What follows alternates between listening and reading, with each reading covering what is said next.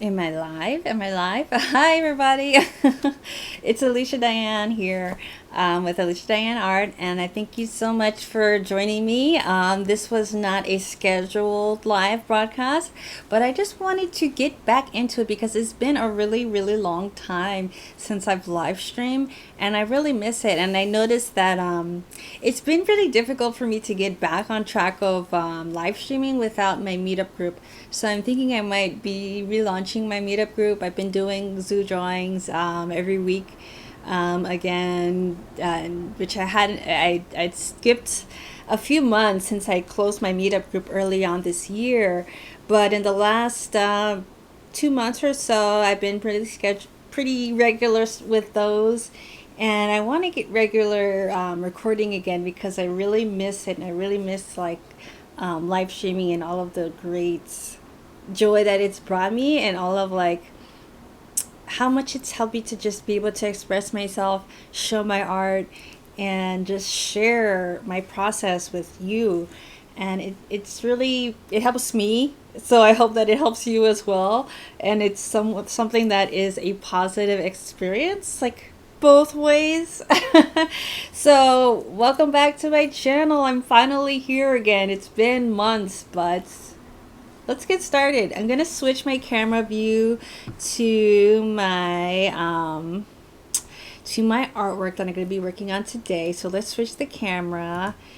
And I'm also gonna see if I can also switch my microphone so that you'll be able to actually hear me when I'm talking on the other side of the room.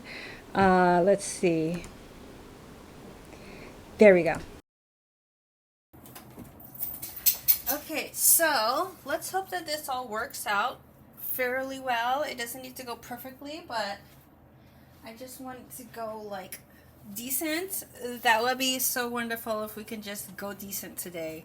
I don't have like huge expectations for myself, so hopefully you don't have like huge expectations for me today, because I really, man, it's been a long time and I need to get back in the swing of things. So bear with me as I get used to this process again. I'm working with a different setup than I had before, so hopefully that all turns out okay as well. I'm gonna start filling in some of the background images here. You can't see everything that I'm doing, but hopefully you'll be able to see enough of what I'm doing to get the gist. And you might see my dog pop in her little nose.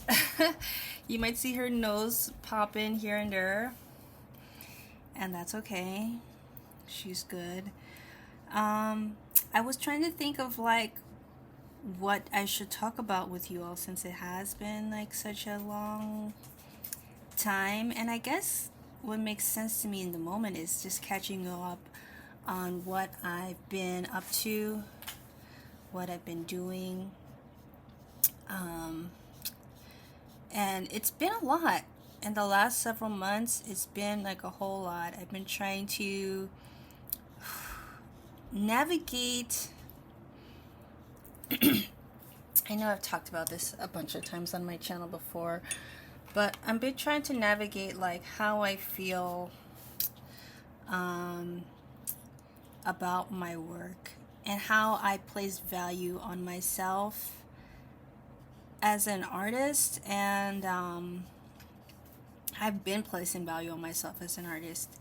I guess I need to get some water. Excuse me, I'm so sorry.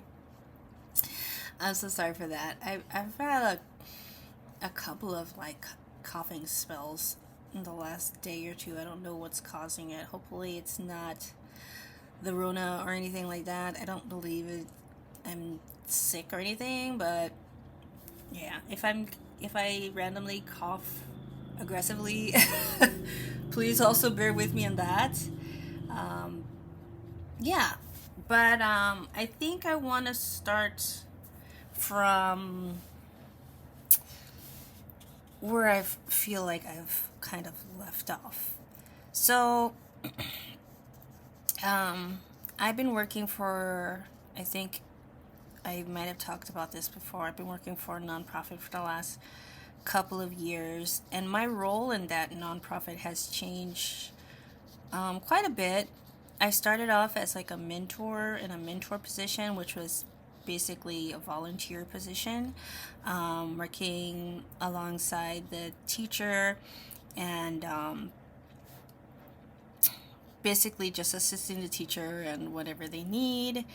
And I transitioned from that role into more of like a behind the scenes, working with some of the older students, helping them find that, what is the word called for when you work with a company, but internships. So working behind the scenes, trying to help get internships and things like that. And from that role, I left that after a few months of realizing that I hated it. Because it was so much of like it was so much like spreadsheeting. It just felt so what's the word, secretarial. There's another word for like office type of duties. Anyway, I don't, there's a word for it, but I don't remember what the word is. Anyway, it was way too officey for me. I didn't really interact with any of the students, and I just didn't like it. And then from that role, I went to mentoring the students in a different role as like as what's the word that I was called? You see, this is what happens when I don't speak for a long time. I forget English. Right now, I've forgotten what the word is called. What's it called when you like when you talk to people? When you talk to people, a counselor. Okay, so I went to a counselor, also from mentor to behind the scenes to counselor, and just never didn't feel right.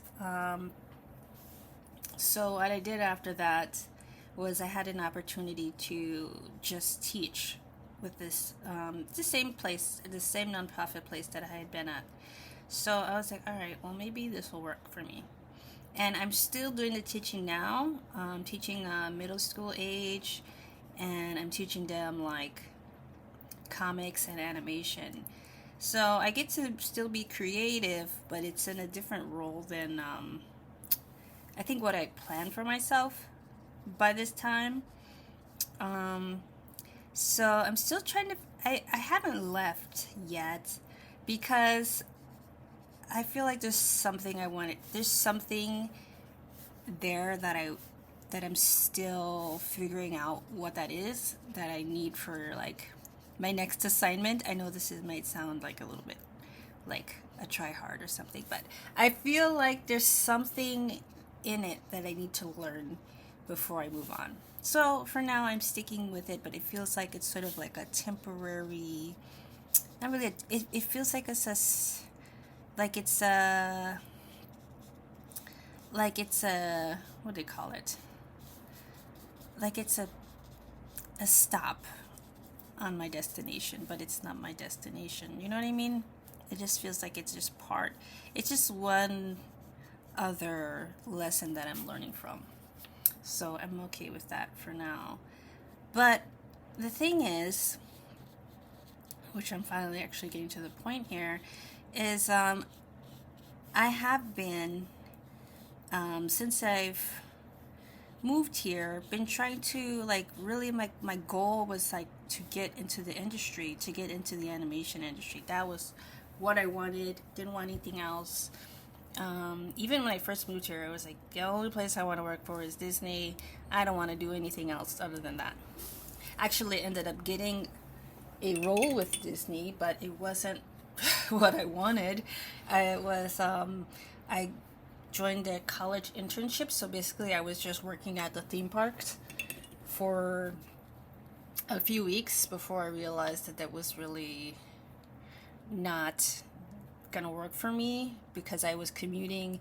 I was commuting from Santa Clarita, which is a suburb of Los Angeles, all the way to Anaheim, which, if you don't know, it's at least an hour and a half drive on a good day. Sometimes it would be 3 hour drive, and I was getting off, like, when the park closes, so like midnight sometimes, and some days I slept in my car, and it was just not. It was like, that was not what I wanted. I wanted to work in the animation studio. I didn't want to work at the theme park. And I thought maybe I could maneuver my way somehow to transition, but I realized that this is not practical. It wasn't a practical way for me. So I didn't stay there very long. But anyway, I think I digressed. The whole point was, I really wanted to get a job in the studio, and I think that I put so much value on that it made me not appreciate the other work that I was doing, and even the work that I feel like I'm supposed to be doing. And what does supposed to be doing mean? Well, for me, the work I'm supposed to be doing is this. I'm supposed to be doing this comic, not because I'm hired to do it, not because it's just so much fun. I enjoy it, don't get me wrong, I do enjoy it, and I get a lot of pleasure from it, but it's not the reason why I'm doing it. The reason why I'm doing it is because I feel called to do it for a greater purpose. I feel like I really feel like God put this on my heart to create this, to open opportunities to talk about situations that a lot of young people aren't exposed to, and to talk about what it's like to struggle with your faith and to struggle with what you believe in, and what that journey could possibly look like. And it also is an opportunity for me to talk about, like, some of the fun things, like learning about what do African folk tales look like. What does folklore look like in a place where I was, like many other people who grew up in the West, who have ancestry from the African continent, didn't, you don't hear the stories about folklore and about mythical ideas and creatures and things like that. And so I wanted to explore lots of things. So I'm exploring trauma, I'm exploring history, and I'm exploring folklore, and I'm exploring, or it's also in a way a testimony for me about what the journey of faith is like. So it's a big combination of things, but I guess my point is just that the whole idea is that this is what I feel like I should be really focusing on. And I think, I don't know if it's how I talk to myself in my head, or if it's like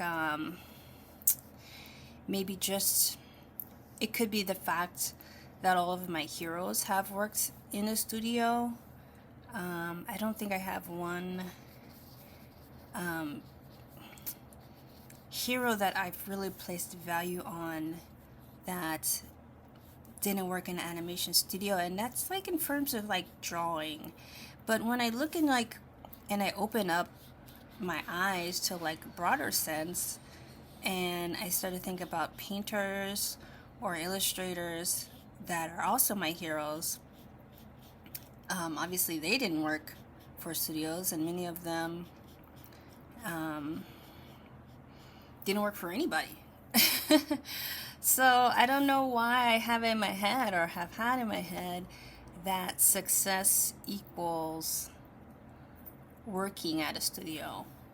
And I'm trying to figure out if that still makes sense for me.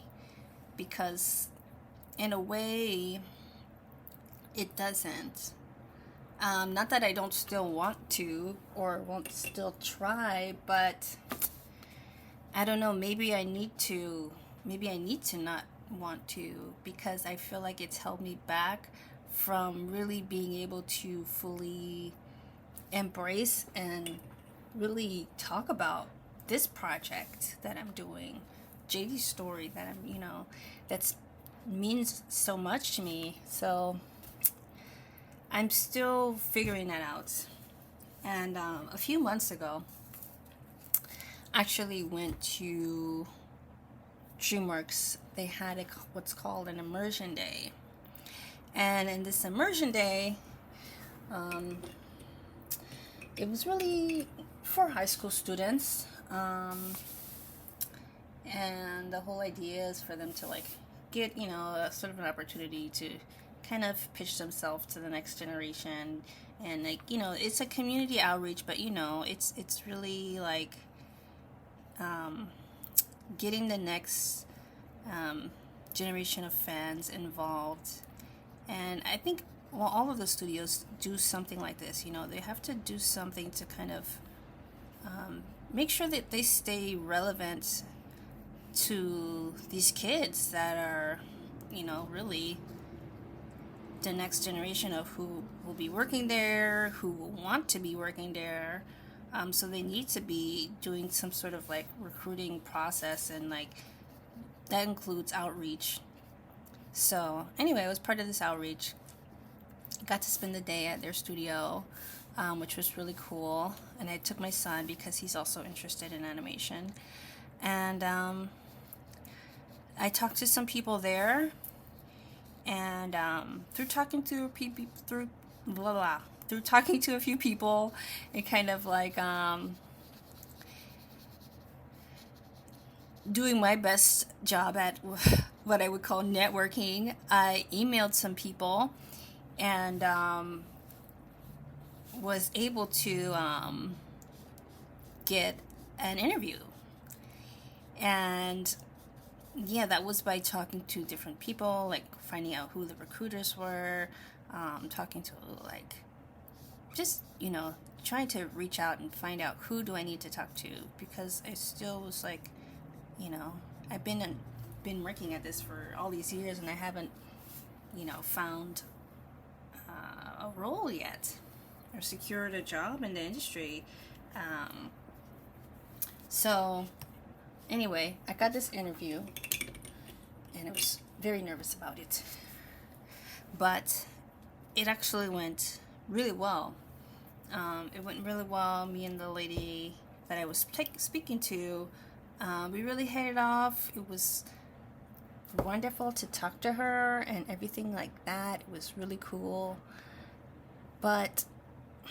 And I want to say but then something good and something bad at the same time, because what happened is I was offered a position, a freelance position, and I was kind of blown away, because I, was hoping that would happen, was praying that would happen, but didn't really think it would happen. But it did happen. But nothing really came of it after that. I wasn't like called back after that. And I reached out, and they just said, yeah, well, it just depends on the right project, if you wanted like a specific role, then you have to go to the website. But for now, as a freelance, we'll keep you on call in case you suit a project basically that aligns with your skill. And to me, that feels good, but also like, I don't know if I'll ever get called. So, it's like, it feels really scary, because it's like, all right, well, will they ever call me back? I don't know.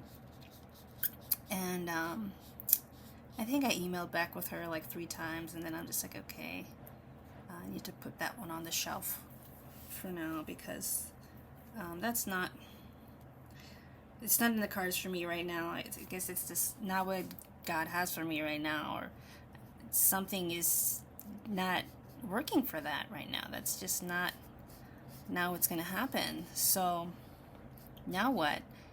And I realized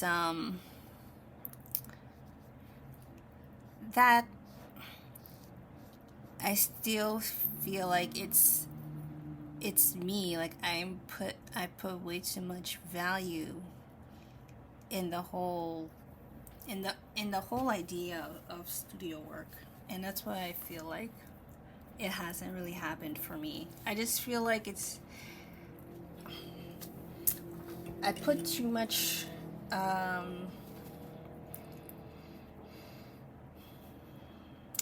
dependency, I guess, on the whole idea of being chosen by studio.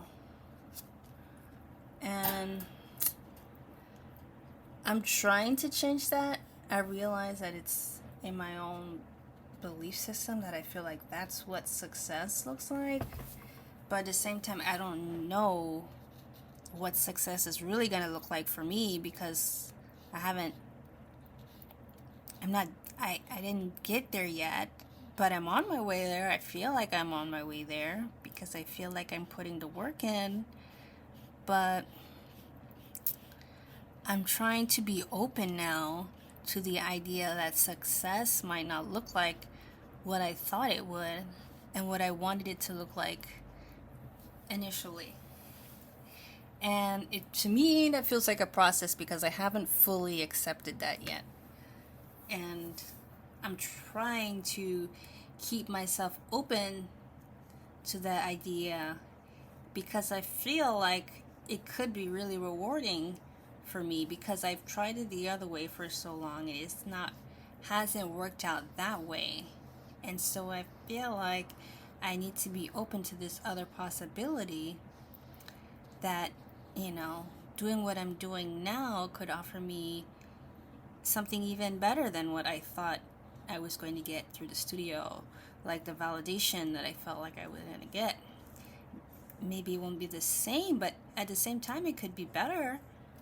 There's the possibility that it can be better than what I thought it was going to be. But I think I have a harder time believing that, or like truly thinking that that's going to, like, when I think about some of the authors who have really had great success, just with their books. I mean, when I think about the author of the Harry Potter series, and I think about the author of the Game of Thrones series, which is like A Song of Ice and Fire. I think that's what the original book series is called. But I'm like, man, they have it. Would their life would have been better if they just would have been a writer at a studio? And I'm like, or it's really more rewarding to have your own stories out in the world that you can tell what you want to say, and you can say it how you'd want to say it, and you don't have to worry about being limited or just being kept to telling other people's stories, because I don't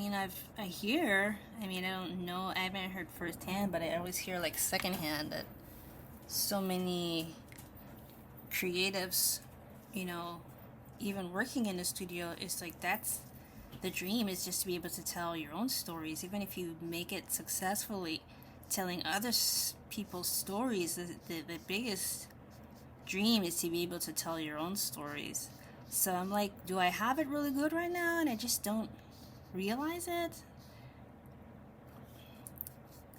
It makes it harder too, because when you're on this end, in the writing end, like if people were talking to like I don't know her name but the writer of Harry Potter, like if people were talking to her, not saying that this is the next Harry Potter, but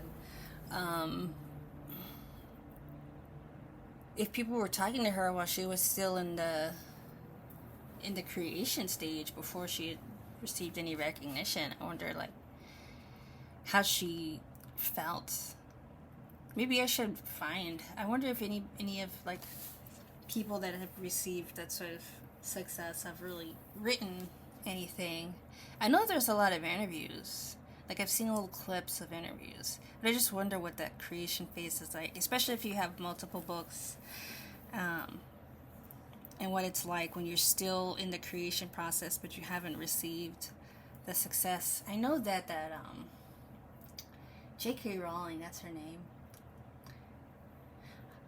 I wonder how she felt like in the creation process, and like George R.R. Martin, how he felt when he was writing the books and nobody knew the books yet. I wonder how he felt in that stage. That's what I would like to hear more about, because it feels more risky. I guess that's probably it. It feels more scary to be trying to make something that's completely new and not backed yet. Nobody knows who you are. Nobody knows what your story is. It feels more daunting, because it's like, well, what if nobody does like it, you know? But I do have faith in it. I know that it's good, but at the same time, it feels scarier. Like, like, who will these people be that will actually, how long will it take, you know, before I actually get paid for what I'm doing instead of working completely for free, or like working, you know, and not earning a living. So I think it's a lot scarier. I know I heard the story about Stephen King throwing the manuscript for Carrie in the garbage, and his wife dug it out, or something like that happened.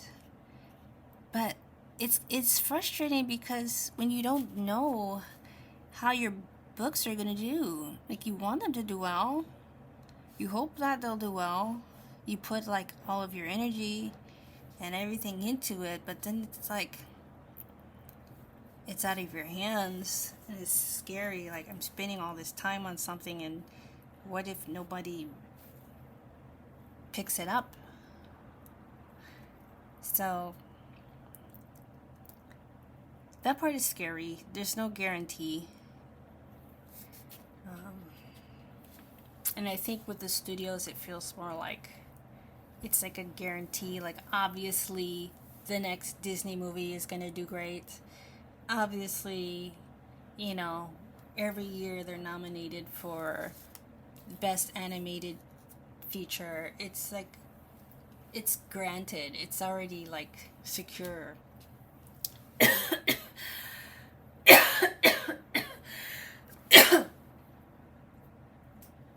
But it's not secure when it's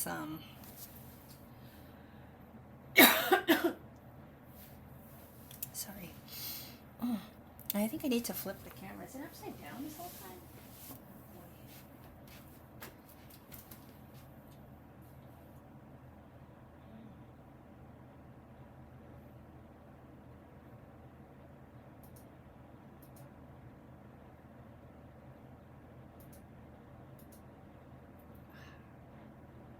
Oops, I'm sorry. I had it upside down the whole time. My bad. Didn't mean to have it that way for y'all.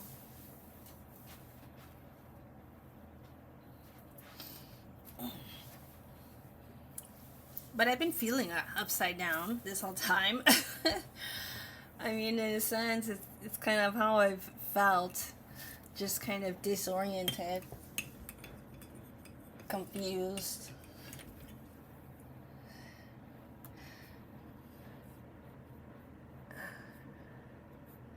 It's like I don't want to have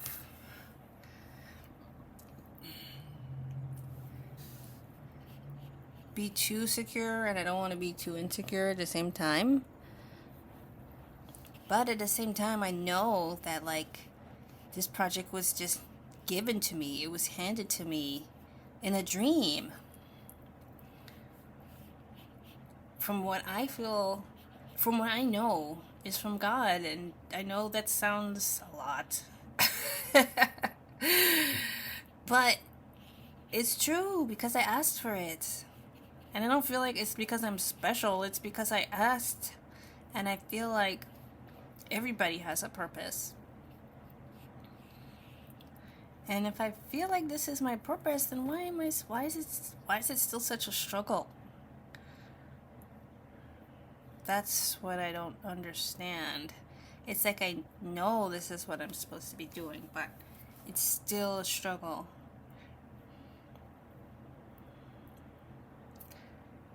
And I still want the validation from the studios. But why? I don't know. I had no idea. Maybe it's for being accepted by other people. This could be a big reason. Just having the validation from other people to tell me that I'm good enough to be in a studio, good enough to have a studio job.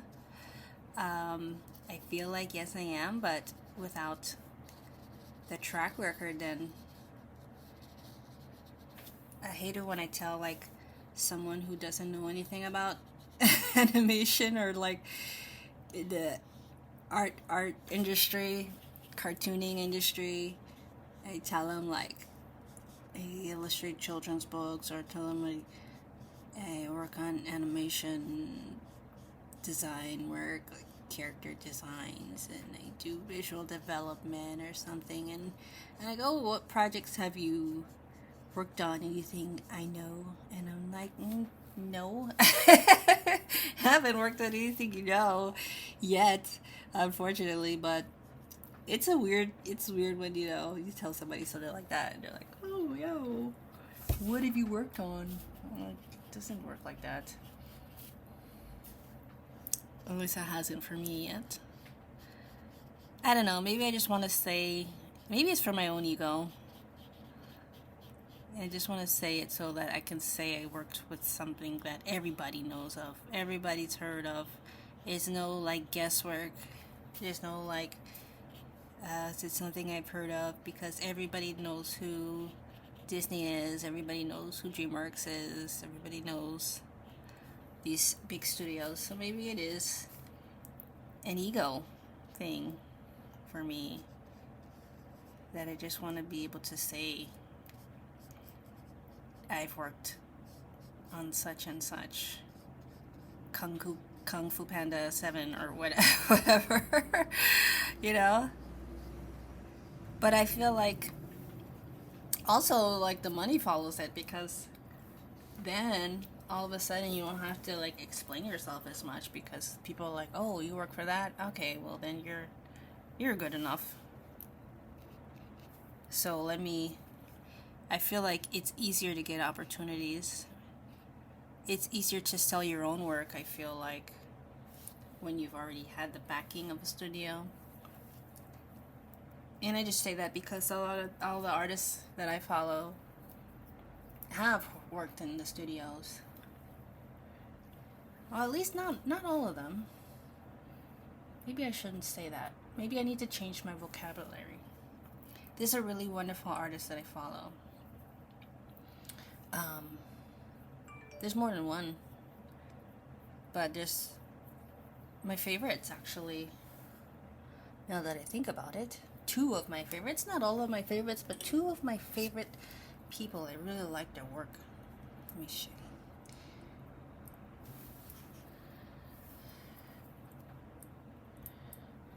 you. And they haven't even worked for a studio. And I'll show you who they are too.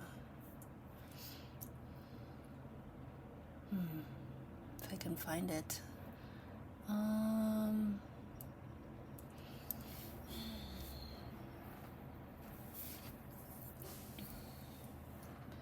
What's her name?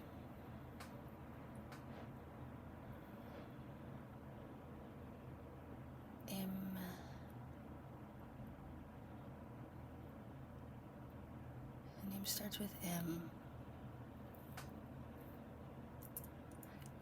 There's so many, I always forget the name of my favorite sometimes because it's just hard.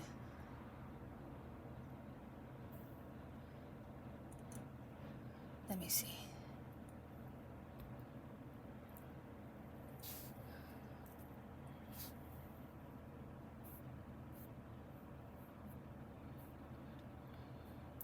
Just like slips my brain sometimes.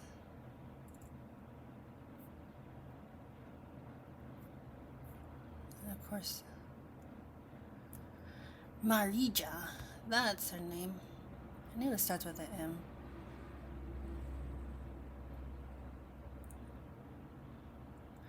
Marija Tiurina. I always forget. Let me see. This is her Instagram. But I love her work.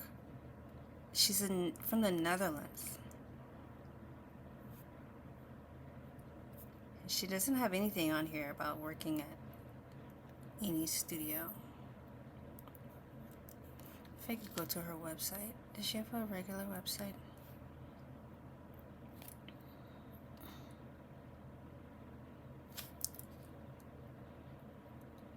I don't even think. Yeah, she's like a Shopify, but it's not like a regular website. I mean, maybe she does have one somewhere, but there's nothing about like working for any major studio. But I just love her work. It's so nice. It's so pretty, and she does watercolors. She's one of my favorites. She's probably my favorite illustrator. I look at her work like all the time. I have it hanging in my house. I just love what she does. I just think it's so interesting. And there's another one that I really like. Mirabelle.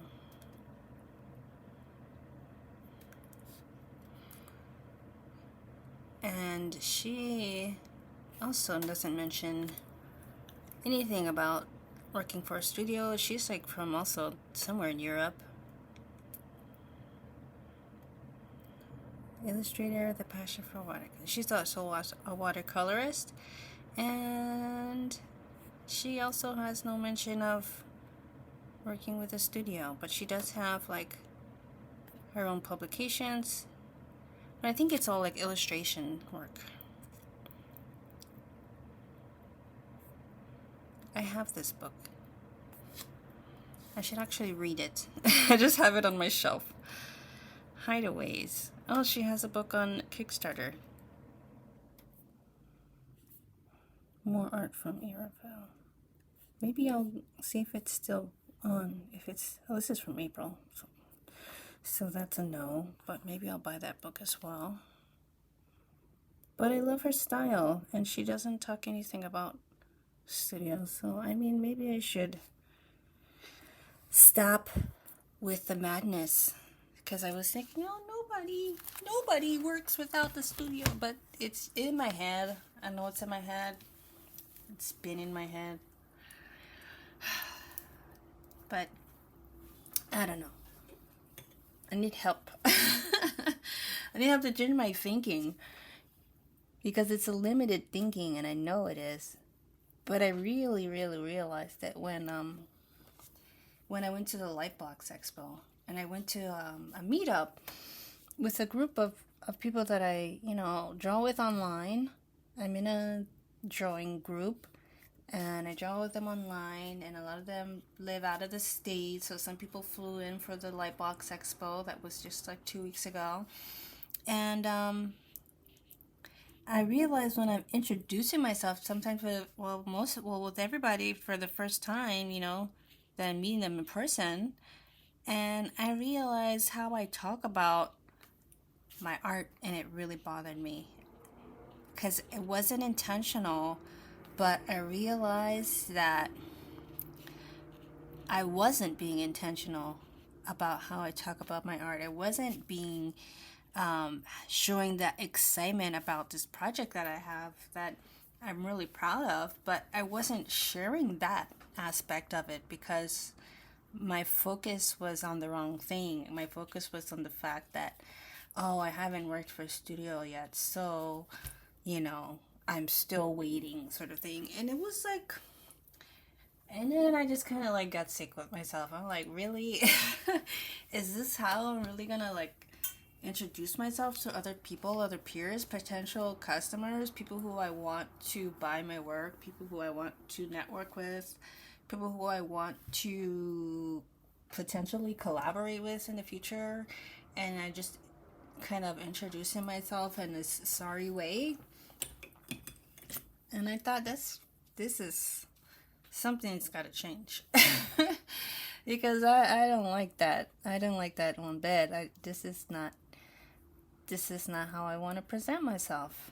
This is not how I want to share. Like, this is not enthusiastic. This is not like inspiring. And that's what I want to do with my work. I want to inspire people. I want to, you know, I want to be an encouragement.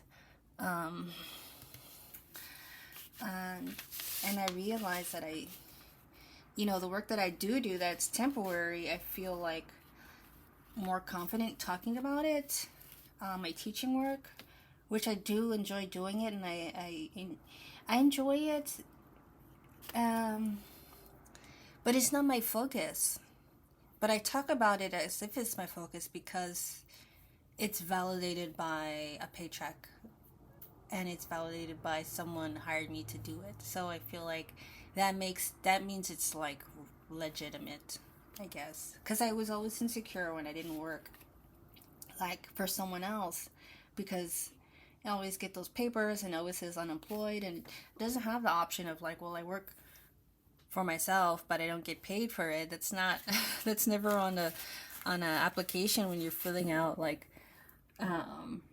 your medical papers or anything, or when people say, what do you do, it's also it feels, or it felt like to me, like I had to say what I was getting paid to do. And I felt like if I wasn't getting paid to do it, then it didn't count. And I feel like I have to change that because I'm not getting paid for it yet, but I know that I will be. I'm just in the production stage. It's just like, even with a big studio, yeah, they have to pay their employees and everything, but they're not getting paid for the movie until it's released. They're not getting paid for the toy, the merchandise, or even the books, the illustrated books. They're not getting paid for it until it's released, and I know that. And then, there's all the promotion that comes with it. So it's not like it's just automatic. So it doesn't mean that it's not valid, and I have to retrain how I talk to myself about that sort of thing. Because it's not how I want to. It's not how I want to talk about my work. Because it is a lot of work. And I don't want to talk about it for where it is now, which is in the production phase, as opposed to like where it's going, which is how I want to be able to present what I'm doing. I want to be able to talk about it from the point of view of this is how I see my project. This is where I see it going. This is who I see it reaching. And all of even the projects and the purposes behind it, what I want to do with it, like in Kenya, and like the outreach that I want to do, and it's just, and I know I haven't talked about it. I know I don't talk about it when I introduce myself, but I noticed that, and I really want to change that. So this is me practicing. I think I really miss recording on YouTube too, because it's like a sounding board for me to get my ideas out and how I want to talk about things and how I want to change for the better and be better and kind of mentally and problem solve these things that have just been floating in my head for all this time. And I didn't realize, like,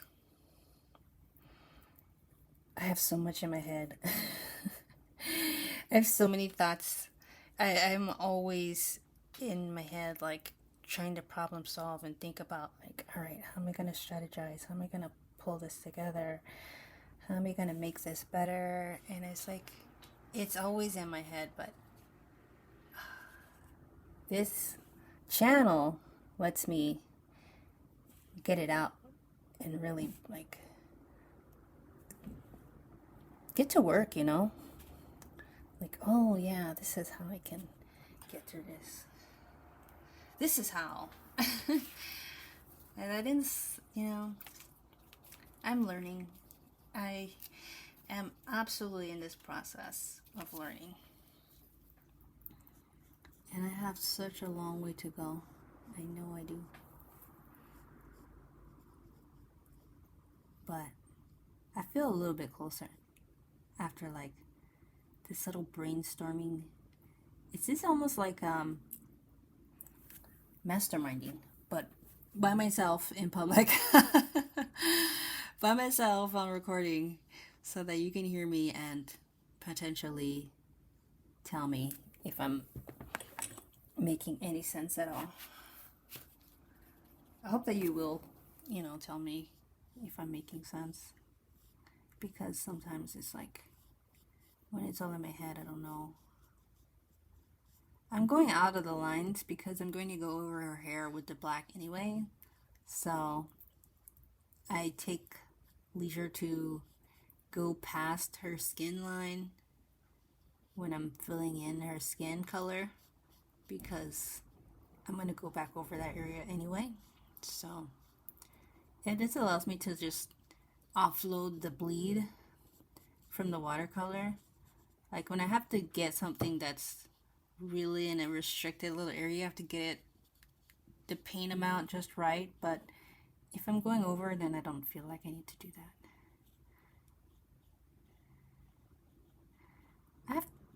I'm using two different, like, types of paint too.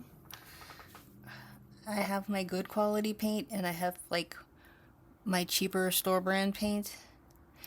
And the store brand paint is good for just certain colors, just to give me, like, more range, so I have, like, a broader palette. But at the same time, it's like, for this particular skin color, it's a combination of this two store brand paints,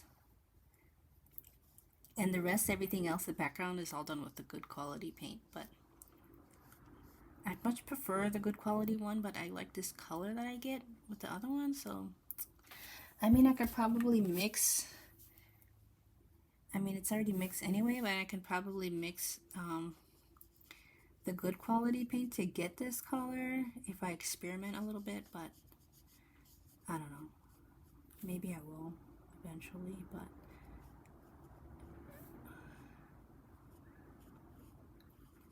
I use a particular combination that I only use for Jaydi, because she's the main character, so I want her to stand out more, even if it's just subtle. I just want her to be able to stand out more. So that's why I have this color combination that I only use for her. And my other characters, they all use different, they all use, like, this, like, there's like 2 or 3 different variations that I'll use for all the rest of the characters, including, like, background characters.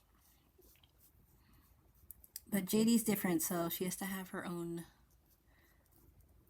shade of melanin that is different from everybody. I think I might have used the same for her mom, but her mom died in the last book. Sorry if I spoil it for anybody, but her mother does pass in the first book, like, pretty early on. So I mean, kind of the whole story is based upon, her dealing with her life after she's lost her mom, because her mom was a big impact on her life, and how she sees the world. So a lot of that is just her. It's more symbolic than anything else. I mean, even though her journey is meant to mirror my own, I haven't experienced these things in this way. Um, but it's more symbolic. It's more about it's not so much about the death as it is about her being alone now. And that has been a common theme in my life, was this the feeling of being alone. So I wanted to just make it more obvious in the book with this character. Um, so no, I haven't had parents dying, but I feel like I can empathize with that because of how I've felt. And I really wanted that to be something that you kind of see right away. It's like this character is on her own.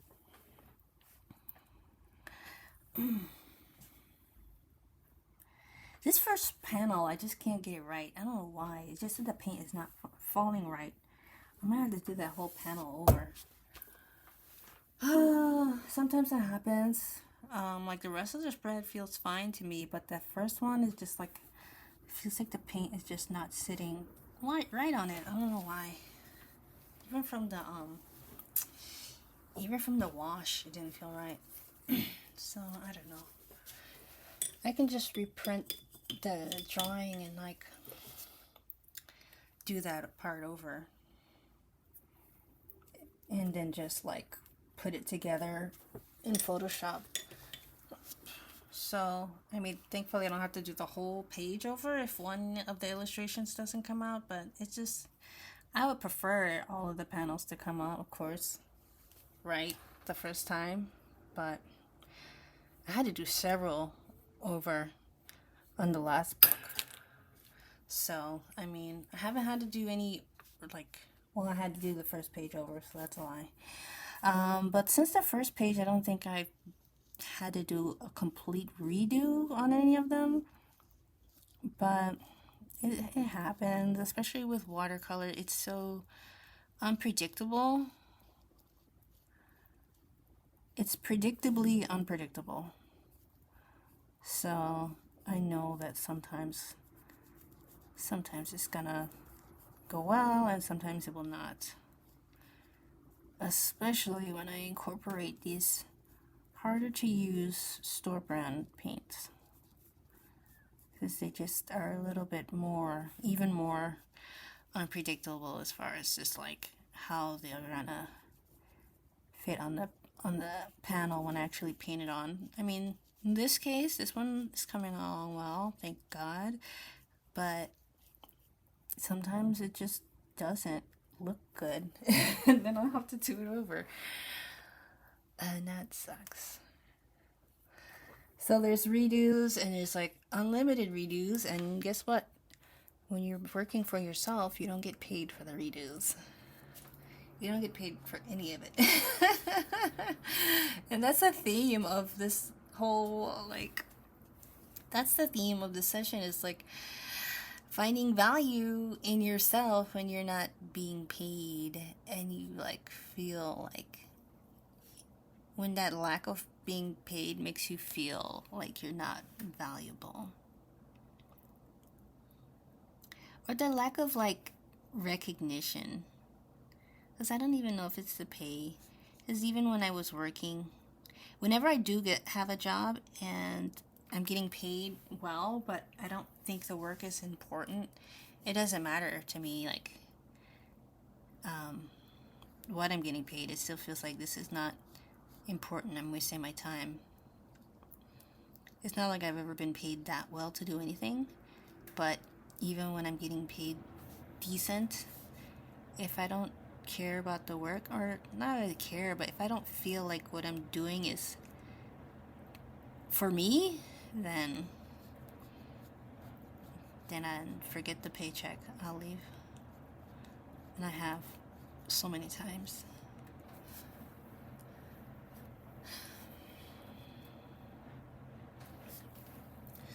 So many times. Yeah, I don't like the way the first panel is looking, damn it. I don't know if it's fixable. It might be, but I'm not gonna fight it too much. I'll try a little bit more and see if I can figure it out, but if in the end, if I don't like how it looks, then I'll just do the spread over. I'm not gonna force it.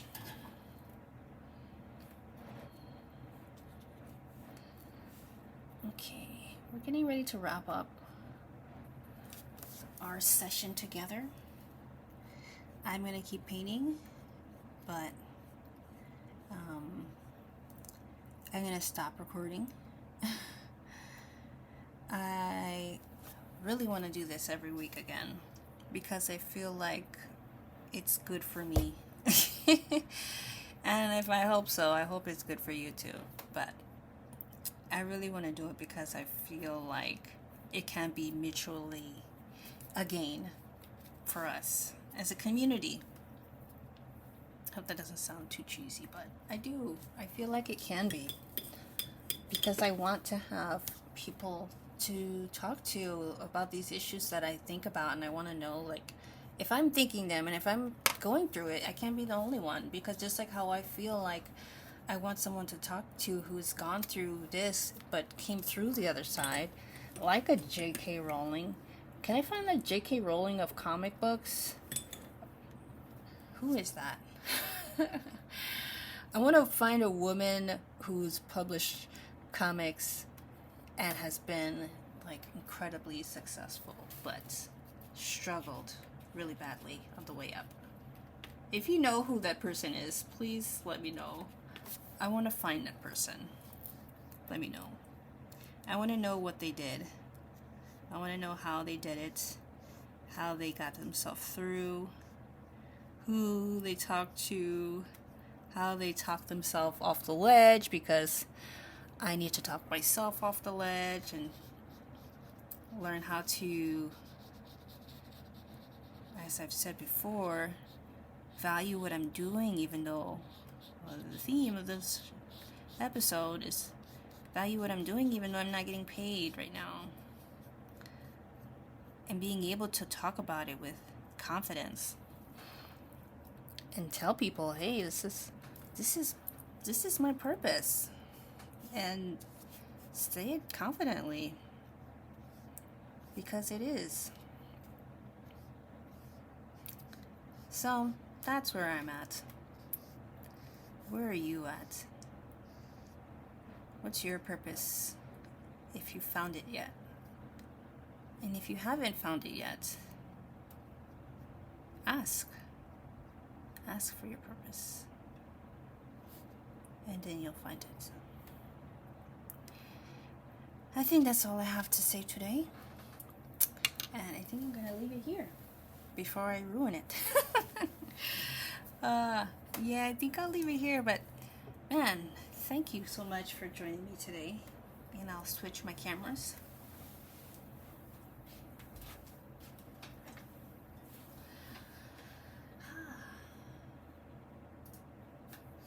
Thank you so much for joining me, like I've said, and it's my first day back on the job, and I feel good about it.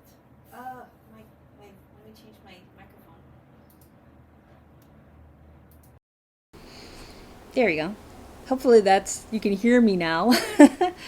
But yeah, I mean, it's my first day back and I feel good about it. And I feel like I got a lot of things out that I've been keeping just internalized for a minute. So, I mean, that feels good. So hopefully it's helpful to you. Hopefully you get something from this. I feel like I have, but it really makes a difference if someone else can get it too. Or, something. It doesn't have to be the same thing I got, but hopefully you got something from this. All right. Well, I'm going to record again next Tuesday. And hopefully by then I'll be back up on Meetup, because I think that will be like a cue to me to staying consistent on here so I can invite other people to this one and to sketch with me in person. But thank you for joining me. Thank you for listening to me gabbing. And until next time we meet, be grateful, live balanced, be yourself, whoever that is, and find your purpose because it really makes a difference. All right, I'll see you next time. Bye bye.